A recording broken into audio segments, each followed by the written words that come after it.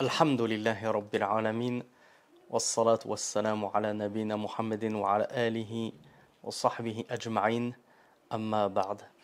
Nous allons entamer dans cette playlist une courte exégèse de la sourate Al-Fatiha basée sur les propos du Cheikh Mohammed ibn Abdel Wahhab, commenté par le Cheikh Salih Al-Fawzan hafidhahullah, avec des annotations du Cheikh Ibn Uthaymin, Cheikh Sa'di, tirées du tafsir d'Ibn Kathir, du tafsir d'Ibn al-Qayyim, et basé sur ce livre, donc cette courte épître qui a été compilée par le frère Abu Abdullah al-Masna'i, hafidhahullah, et qu'Allah le récompense pour la compilation de cet ouvrage qui est très bénéfique. Cette playlist, elle est destinée bien entendu aux adultes, mais elle peut convenir aux enfants.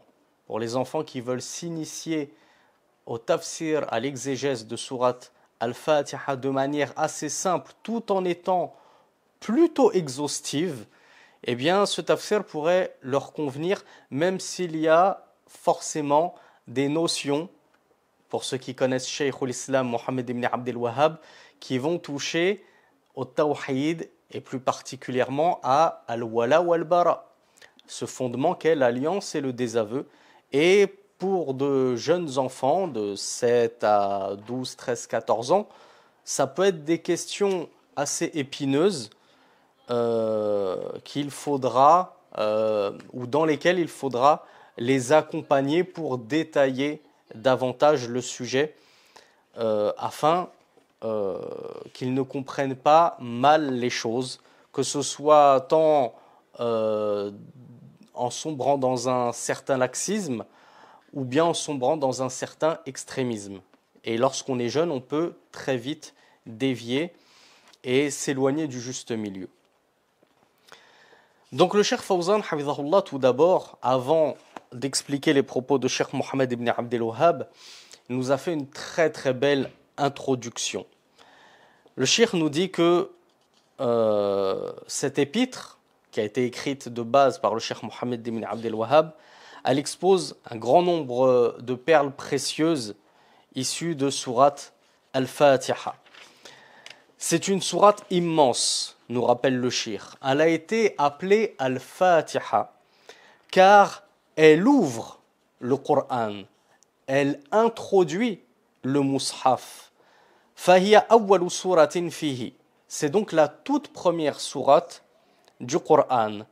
Elle s'appelle également As-Sab'ul Mathani, les 7 répétés. Elle a été nommée ainsi car elle contient 7 versets selon l'unanimité des savants et que ces 7 versets sont répétés dans chacune de nos prières et même plus dans chaque unité de chacune de nos 5 prières quotidiennes, et ils sont même répétés dans les prières surérogatoires. Cheikh Salih Al-Fawzan nous dit que Surat Al-Fatiha, elle s'appelle également Ummul Qur'an. Alors littéralement parlant, on traduirait par la mère du livre. Mais qu'est-ce qui est voulu par Al-Umm, la mère? Eh bien le Cheikh nous dit لأن أم الشيء الأصل الذي يرجع إليه الشيء. Al-Umm, la mère, ce qui est voulu en réalité, c'est la source vers laquelle toute chose revient. Donc la source d'une chose, la mère d'une chose, Ummu Shay'in, c'est la chose vers laquelle, c'est la source plutôt et la base vers laquelle toute chose revient. Donc lorsqu'on dit al-Qur'an, c'est-à-dire la source et la base vers laquelle tout le Coran revient. Eh bien tout le Coran, nous explique Cheikh Salih Al-Fawzan, tous les sens contenus dans le Coran, ils reviennent intrinsèquement au sens contenu dans sourate Al-Fatiha. Wa tusamma bis salat. Cette sourate, on l'appelle parfois prière, as-salat. En effet, le messager d'Allah sallallahu alayhi wa sallam, dans un hadith magnifique qu'il rapporte directement de son Seigneur, où Allah Azza wa Jal disait, donc dans ce hadith divin, qasamtu as-salata bayni wa bayna abdi nisfayni. J'ai divisé la prière entre moi et mon serviteur en deux. Et lorsque Allah subhanahu wa ta'ala ici nous parle de prière, eh bien en réalité il nous parle de sourate Al-Fatiha. Donc on voit que sourate Al-Fatiha elle s'appelle également As-Salat, prière. Dans la suite de ce hadith magnifique, Allah dit فَإِذَا قَالَ الْحَمْدُ لِلَّهِ رَبِّ الْعَالَمِينَ قَالَ اللَّهُ حَمَدَنِي عَبْدِي. Lorsque il dit, c'est-à-dire le prieur, Alhamdulillahi Rabbil Alamin, donc le premier verset de la sourate Al-Fatiha, eh bien Allah dit, mon serviteur m'a loué. Puis lorsqu'il dit Ar-Rahman Rahim, c'est-à-dire le serviteur, Allah dit Athna alayya abdi, mon serviteur a fait mes éloges. Puis lorsqu'il dit le serviteur Maliki Yawmiddin, Allah dit Majadani abdi, mon serviteur a proclamé ma majesté. Puis lorsqu'il dit le serviteur Iyyaka na'budu wa iyyaka nasta'in, Allah dit Hadha bayni wa bayna abdi nisfayni wa li abdi ma sa'ala. Ceci est entre moi et mon serviteur en deux, et à mon serviteur ce qu'il demande. Donc on voit clairement que sourate Al-Fatiha, lorsqu'on la lit, il y a, comme le dit Cheikh Salih Al-Fawzan, la moitié, première moitié de la sourate Al-Fatiha qui est pour Allah, ce sont des éloges d'Allah, la proclamation de sa gloire, de sa majesté, etc. Puis lorsqu'on arrive au verset Iyyaka na'budu wa iyyaka nasta'in, ce verset il est médian et il est divisé entre Allah et le serviteur. La première partie de ce verset Iyyaka na'budu, elle est pour Allah. C'est toi qu'on adore, c'est toi seul Allah qu'on adore. Puis la deuxième partie de ce verset, wa iyyaka nasta'in, elle est pour nous. C'est toi seul dont nous cherchons l'aide. Donc nous avons besoin de ton aide, Allah. On commence déjà à demander l'aide d'Allah et à faire des du'as et à invoquer Allah et à le supplier. Donc c'est pour nous. Et ensuite, bien sûr, ihdina sirat al-mustaqim. Et là, on commence à demander la guidée à Allah subhanahu wa ta'ala. C'est clairement pour nous. Donc on voit que Allah subhanahu wa ta'ala a divisé la sourate Al-Fatiha entre lui et son serviteur, et à son serviteur, comme il l'a dit, ce qu'il demandera. Voilà pourquoi on conclut la sourate Al-Fatiha par un Amin, qui signifie Allahumma stajib, ou Allah exauce notre demande, exauce notre supplication, puisqu'on le supplie dans cette sourate de nous guider sur le droit chemin, comme on le verra. Donc il y a 3 versets et demi consacrés purement à Allah subhanahu wa ta'ala et à ses éloges.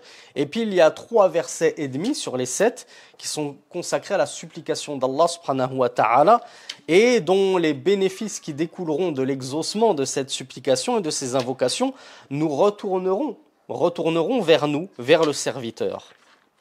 Donc sourate Al-Fatiha est appelée également prière, puisque on fait une prière à Allah subhanahu wa ta'ala par le biais de ces invocations.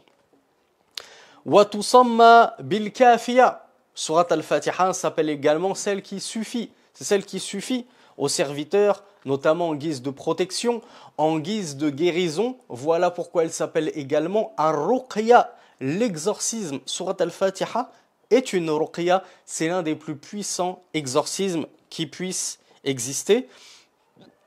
Comme en atteste ce hadith où des compagnons du messager d'Allah sallallahu alayhi wa sallam s'étaient rendus ou avaient demandé l'hospitalité auprès d'une tribu et cette tribu leur avait refusé l'hospitalité.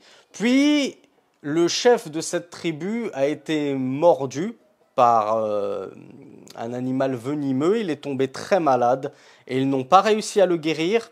Et alors ces gens-là sont allés chercher de l'aide auprès des compagnons du messager d'Allah sallallahu alayhi wa sallam.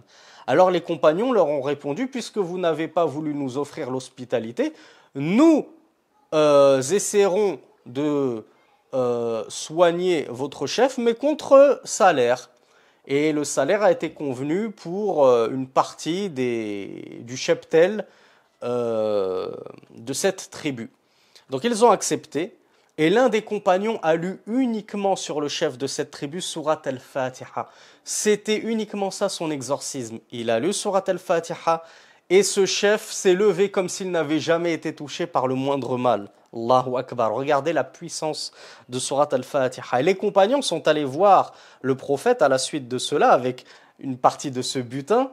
Et lorsqu'ils lui ont rapporté l'histoire, il leur a dit وَمَا أَدْرَاكُمْ أَنَّهَا رُقْيَةٌ. Et qui vous a fait savoir qu'elle était une ruqya, que Surat al-Fatiha était un exorcisme? Donc Rasulullah sallallahu alayhi wa sallam les avait appuyés et confortés dans le fait de pratiquer l'exorcisme par la lecture de Surat al-Fatiha. Et combien peu mettons-nous en pratique ceci, le fait de chercher à se guérir par le biais de la lecture de Surat al-Fatiha.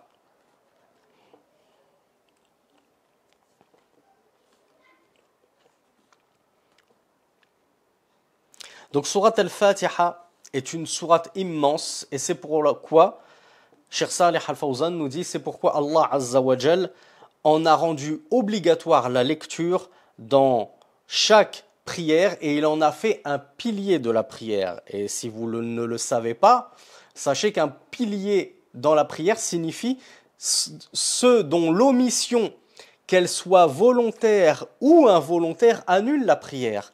Même si tu as oublié de lire Surat al-Fatiha, ta prière est nulle. Elle est invalide si tu n'as pas lu Surat al-Fatiha dans chaque rak'a, chaque unité de ta prière. Bien sûr, il y a moyen de compenser cet oubli, etc. Et ceci est étudié dans des cours de fiqh. Surat al-Fatiha, elle renferme des sens exceptionnels qui renferment eux-mêmes les trois catégories de tawhid. Vous le savez, le tawhid peut être catégorisé pour en faciliter l'explication aux gens, bien entendu, en trois. Tawhid al-Rububiyya, le tawhid de la seigneurie, Tawhid al-Uluhiyya, tawhid de la divinité ou de l'adoration, et Tawhid al-Asma wa Sifat.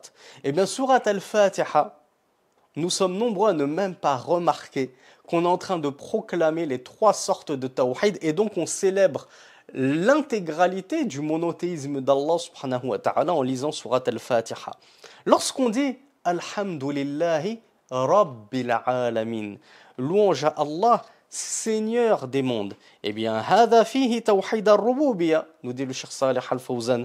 Il y a ici clairement une mention du monothéisme, de la seigneurie d'Allah. C'est le seul Seigneur. C'est le Seigneur des mondes. Wal-alamin, qui est le pluriel de alam. Al-alam huwa kullu ma siwa Allah, comme l'ont expliqué les savants. L'alam, le monde, qui est le singulier de les mondes dans le Seigneur des mondes. Un monde, qu'est-ce que c'est? Les savants ont dit, c'est tout ce qu'il y a en dehors d'Allah. Allah ne fait pas partie du monde. Il est le créateur des mondes. Et il est distinct de sa création. Donc tout ce qu'il y a en dehors d'Allah font partie des mondes. Eh bien Allah, c'est le Seigneur des mondes. Les humains, les djinns, les animaux, etc. Les anges. Quand on dit ensuite Ar-Rahman Ar-Rahim, Maliki Yawmiddin, Hada fihi tawhid al-asma wa sifat, nous dit le Cheikh Salih Al-Fawzan, Hafidhahullah. Lorsqu'on dit Ar-Rahman, le tout miséricordieux, Ar-Rahim, le très miséricordieux, Maliki Yawmiddin, le maître du jour de la rétribution, et dans une lecture Maliki Yawmiddin, le roi du jour de la rétribution, il y a là clairement une mention de certains noms et attributs d'Allah subhanahu wa ta'ala, dont on fait mention de certains des plus beaux noms et attributs d'Allah subhanahu wa ta'ala dans cette sourate. Lorsque l'on dit ensuite Iyyaka na'budu wa iyyaka nasta'in, c'est toi seul que nous adorons et c'est à toi, c'est de toi seul dont nous cherchons l'aide. Hada fihi tawhid al-ubudiyya. Il y a ici mention du tawhid al-ubudiyya, le tawhid de l'adoration.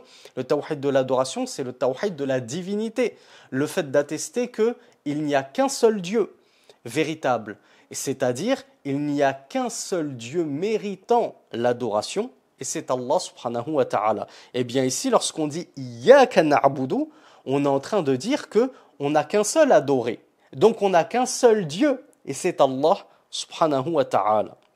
Donc vous voyez à quel point, dès le début de la sourate Al-Fatiha, nous trouvons mention des trois caractéristiques du monothéisme pur que nous devons vouer à Allah subhanahu wa ta'ala. De la même façon que Surat Al-Fatiha renferme deux types de dua. La dua, l'invocation, est de deux types.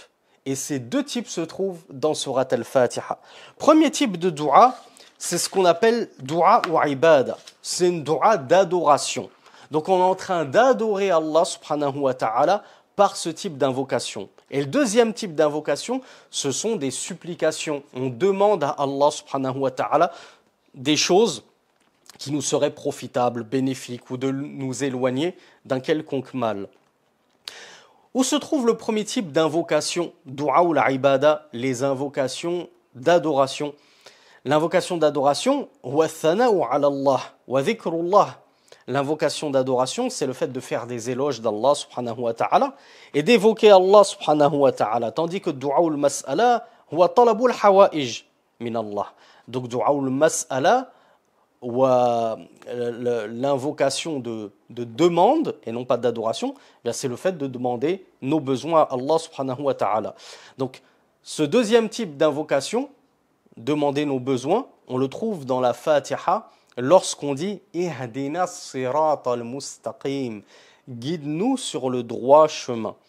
Kulluhu talabun wa du'a. Lorsque tu demandes à Allah subhanahu wa ta'ala de te guider et comme on le verra, incha'Allah, ultérieurement, même plus précisément, de te maintenir sur le droit chemin, c'est clairement une demande que tu fais à Allah subhanahu wa ta'ala. Et voilà pourquoi on la ponctue par un Amin, qui, comme on l'a vu, signifie « Oh Allah, exauce notre demande ».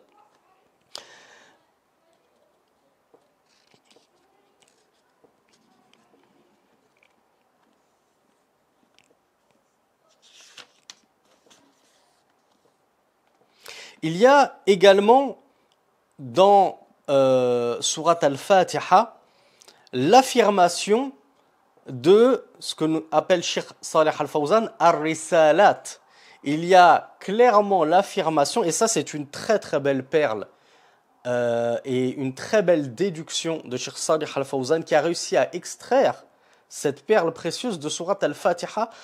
Et combien d'entre nous y avions prêté attention avant cela? Cheikh Fawzan nous dit qu'il y a l'affirmation des messageries dans Surat Al-Fatiha, c'est-à-dire des missions des prophètes et des messagers.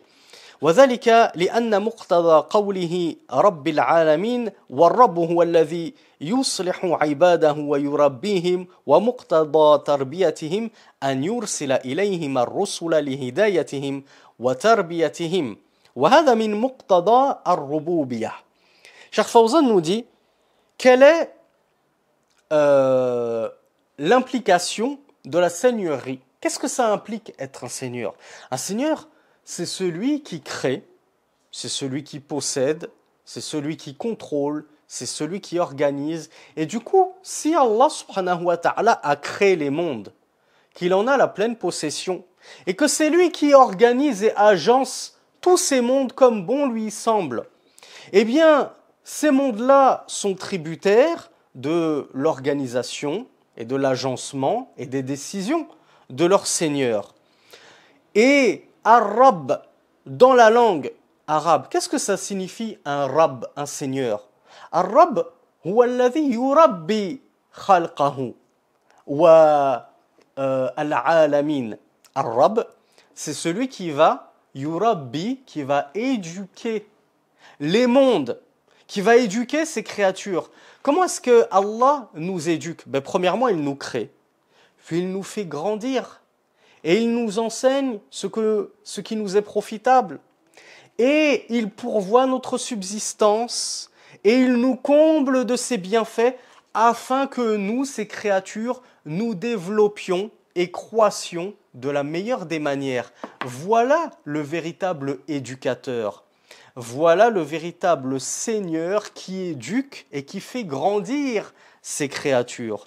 Donc lorsque Allah subhanahu wa ta'ala nous dit qu'il est Rabbul Alamin, qu'il est le Seigneur des mondes, donc il va éduquer ces mondes, mais comment est-ce que Allah subhanahu wa ta'ala pourrait éduquer ces mondes, nous faire grandir et nous enseigner ce que nous devons savoir, ce qui nous est profitable et nous apprendre ce qui nous est utile s'il ne nous avait pas envoyé des messagers?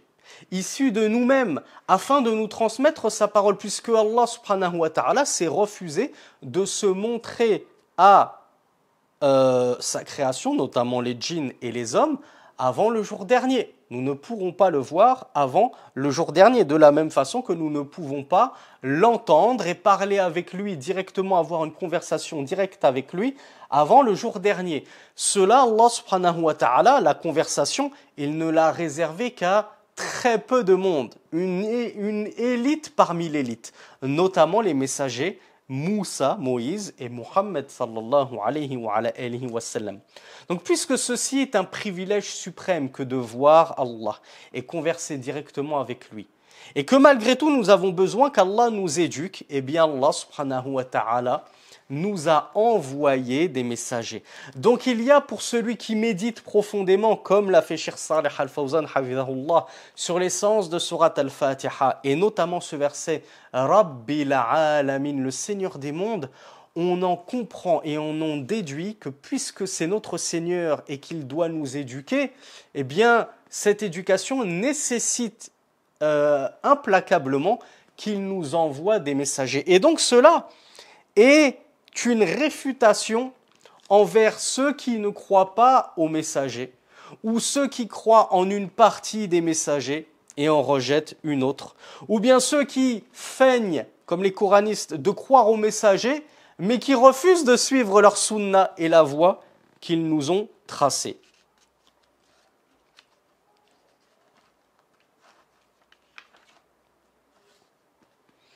Il y a dans Surat Al-Fatiha une réfutation, bien entendu, envers les associateurs qui adoraient autre qu'Allah, notamment à l'époque de la descente de cette sourate. Dans la sourate, on a « Iyyaka na'budu » qui est une construction de phrases syntaxiques en langue arabe qui connote al-hasr, c'est-à-dire la restriction. Au lieu de dire « na'buduka » nous t'adorons, nous disons Iyyaka na'budu qui signifie toi, nous adorons. Nous avons inversé le COD et le verbe. Normalement, le verbe nous adorons, COD, toi. Eh bien, nous avons pris le toi et on l'a fait précéder sur le verbe. Eh bien, en arabe, lorsqu'on fait ça, taqdimul ma'moul ala al-amil yufidul hasr. Cette inversion syntaxique, elle crée une singularité dans la langue arabe qui connote la restriction. C'est-à-dire, non pas juste « toi nous adorons, nous t'adorons », mais plutôt « nous n'adorons que toi », à l'exclusion de tout autre que toi. Et cela réfute complètement la prétention des associateurs qui était qu'ils adoraient Allah, oui, certes, mais dans le même temps, ils se refusaient de n'adorer que lui. Ils voulaient dans le même temps adorer d'autres qu'Allah. D'ailleurs, ils les adoraient même plus qu'ils n'adoraient prétendument Allah subhanahu wa ta'ala. Il y a dans Surat Al-Fatiha une réfutation à diverses sectes de l'islam qui ont décidé d'emprunter autre que le chemin de la vérité et de suivre autre que le chemin droit, puisque dans Surat Al-Fatiha, nous demandons à Allah subhanahu wa ta'ala qu'il nous guide et nous maintienne sur le droit chemin. Non pas le chemin de ceux qui ont encouru la colère d'Allah et de ceux qui se sont égarés. Donc dans la Surat Al-Fatiha, nous apprenons qu'en réalité, il y a plusieurs chemins. Mais un seul est le bon. Et un seul est celui qu'Allah subhanahu wa ta'ala nous a demandé d'emprunter. Nous ne pouvons pas cheminer comme nous l'entendons dans la religion. Un coup à droite, un coup à gauche, un coup au milieu, un coup en haut, un coup en bas. Nous devons suivre une voie. Et cette voie, c'est la voie de la vérité. C'est celle que nous a tracée le messager d'Allah sallallahu alayhi wa sallam. Donc, dans ces derniers versets de Surat Al-Fatiha, il y a une réfutation des diverses sectes de l'islam qui se sont égarées de la voie droite d'Allah subhanahu wa ta'ala et du chemin qui est la sunnah tracée par le messager d'Allah sallallahu alayhi wa sallam.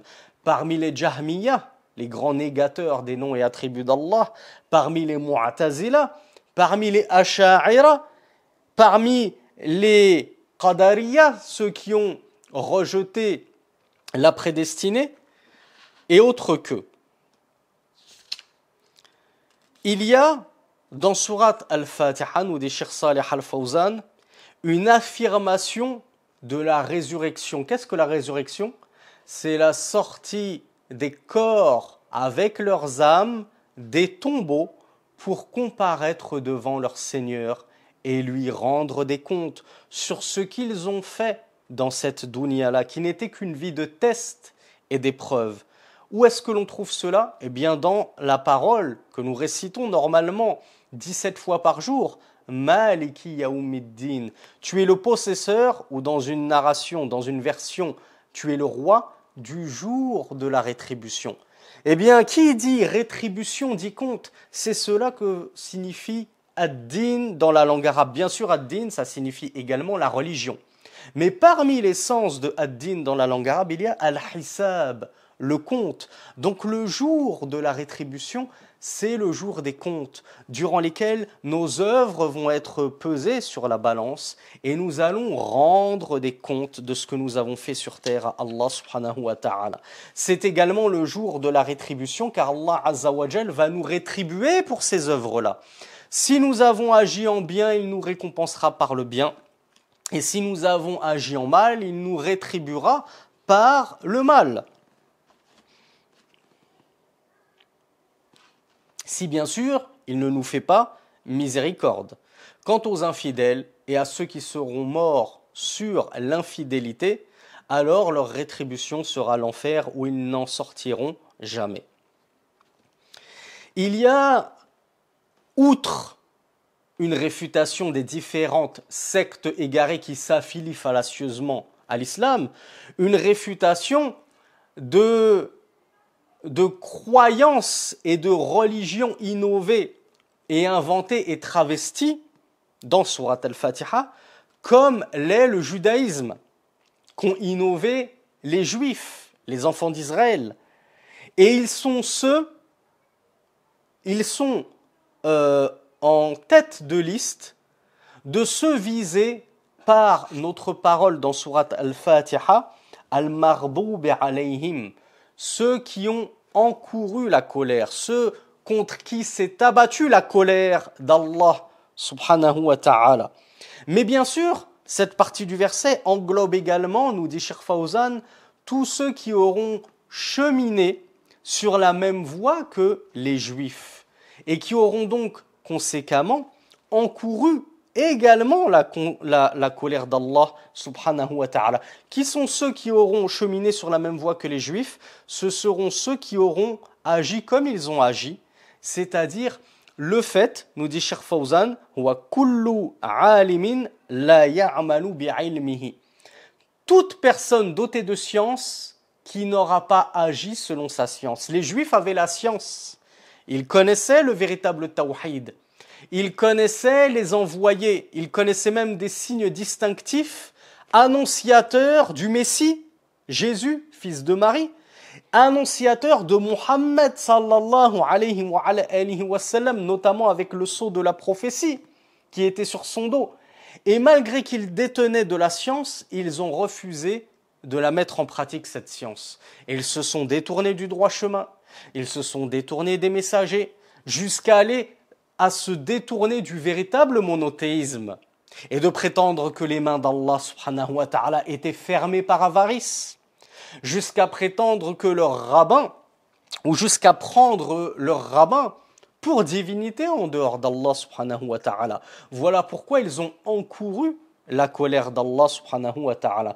Eh bien, dans Surat Al-Fatiha, il y a une réfutation et une menace à l'encontre de quiconque suivrait leurs pas en ayant de la science et en connaissance de cause, en refusant toute connaissance de cause, de mettre en application cette science. Je sais que la prière elle est obligatoire, mais j'ai pas envie de prier et je prie pas. Je sais que le hijab, le voile, il est obligatoire, mais je ne me vêtirai jamais de ce vêtement et je ne me couvrirai jamais, etc., etc. On a peur pour ceux qui savent et qui, en toute connaissance de cause, ne pratiquent pas et délaissent les œuvres on a peur qu'Allah subhanahu wa ta'ala les saisisse du même châtiment qu'il a saisi les Juifs. Il y a dans la fin de la sourate Al-Fatiha, nous dit Cheikh Fawzan hafidhahullah, une réfutation à l'encontre de tout mubtadi'a, de tout innovateur. Alladhi ya'budu Allah bighayri dalilin wa dhalika minan nasara wa ghayrihim. Tout innovateur qui adore Allah sans preuve, sans que ne lui soit venu le moindre argument émanant d'Allah subhanahu wa ta'ala qui justifie la légalité, la législation de telles pratiques, de tels cultes. Et à votre avis, qui est en tête de liste parmi ces innovateurs?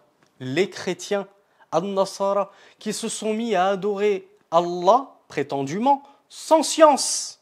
Ils ont fait l'inverse des Juifs. Les Juifs avaient la science et ils ont refusé d'adorer Allah subhanahu wa ta'ala. Les chrétiens, c'est l'exact opposé. Ils n'ont aucune science. Ils ne recherchent pas la science. Ils n'ont même pas envie d'en entendre parler de la charia, de la législation. Ils veulent adorer Allah à leur sauce, avec des applaudissements, avec des danses comme le gospel, des chansons et des rites dans leurs églises qui n'ont ni queue ni tête et qui n'émanent d'aucune source divine. Eh bien, Cheikh Fawzan nous dit, tout innovateur suit le même chemin que ces chrétiens. L'innovateur, qu'est-ce qu'il fait? Il croit adorer Allah alors qu'il l'adore sans science, sans preuve, attestant de la législation de sa pratique-là. Et donc on a peur pour tout innovateur qu'il emprunte le même chemin que ces daloun, ces égarés, qui finiront en enfer au jour de la résurrection. Ad-dal huwa alladhi ya'budu Allah ala ghayri huda. Ad-dal, un égaré, qu'est-ce que c'est? Cheikh Fawzan nous dit, c'est celui qui adore Allah sans guider et donc sans science. Donc, les chrétiens, nous dit Cheikh Fawzan, les mubtadi'a, les innovateurs, wal khurafiyoun, les affabulateurs, ceux pour qui leur religion n'est que fable et contes imaginaires et des histoires abracadabrantesques sorties de nulle part si ce n'est de l'imagination de certains gourous soufis, gourous chiites, etc. Kulluhum yadkhuluna tahta ad-dalin. Tous ces gens-là rentrent dans la catégorie des ad-dalin, dont nous demandons à Allah subhanahu wa ta'ala dans le dernier verset de la Fatiha qu'il fasse que nous ne cheminons surtout pas sur leur chemin, mais que nous restons sur la voie droite. Donc tous ceux-là font partie des égarés. لأنهم يعبدون الله بالبدع والمحدثات والخرافات التي ما أنزل الله بها من سلطان. Car ils adorent Allah par le biais d'innovations, de choses innovées, de contes, de fables, au sujet desquels Allah subhanahu wa ta'ala n'a jamais rien fait descendre d'arguments.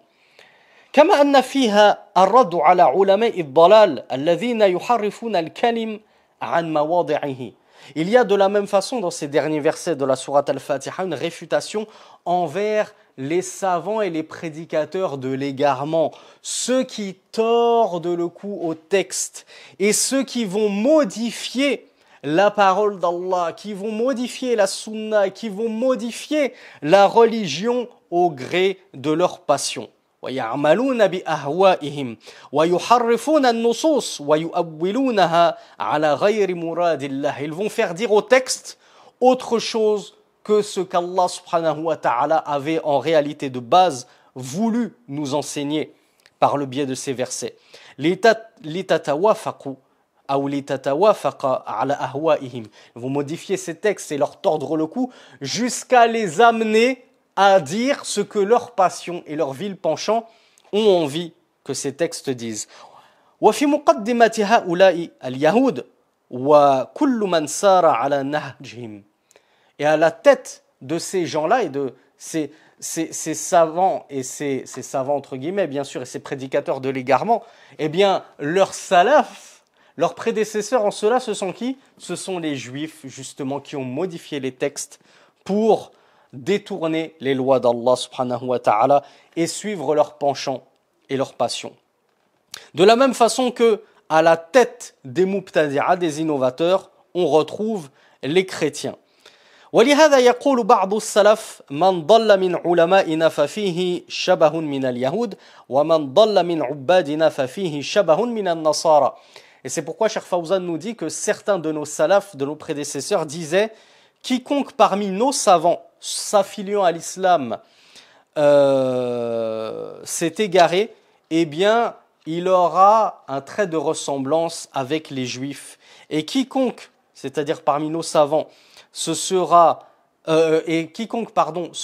égaré parmi nos ubbad, nos grands adorateurs, ceux qui prient beaucoup, qui jeûnent beaucoup.